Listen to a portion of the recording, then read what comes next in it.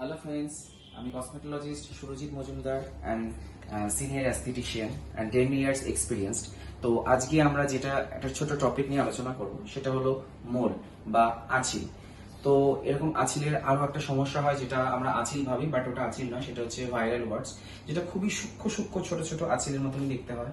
অনেকেও homeopathy ওষুধ খায়, তো তাতে আরো জিনিসটা বেড়ে যায়, অনেক হিউজ হয়ে যায়, কারো 100, 200, 300 হয়ে যায়। তো সেগুলো রিডাকশন করতে অনেক সময় লাগে। অল্প থাকতেই চলে আসুন, উইদিন 3-4 মিনিটসে আপনি এটাকে রিডাকশন করতে পারেন। এবং খুব ইজি ওয়েতে, সেটা হচ্ছে লেজার, আরএফ বা ইলেকট্রোপ্রসেসের মাধ্যমে আপনারা করতে পারেন। এবং এটাতে কোনো ব্যথা লাগবে না, আপনার পেনলেস অ্যানেস্থেশিয়া করে করা হয়। এবং 2 দিন মেনটেনেন্স থাকে, যেটা আপনি কোনো রকম মলম লাগাবেন, যেটা টি ব্যাগ বা বি ব্যাগ, এবং খুব তাড়াতাড়ি সেরে যাবে। হ্যাঁ, এটার সম্পর্কে আরেকটা কথা বলে রাখি, যাদের শুধু ওয়ার্কস আছে বা আঁচিল আছে তা নয়, যাদের তিল আছে, ছোট ছোট বিউটি স্পট আছে, তারাও রিডাকশন করতে পারে।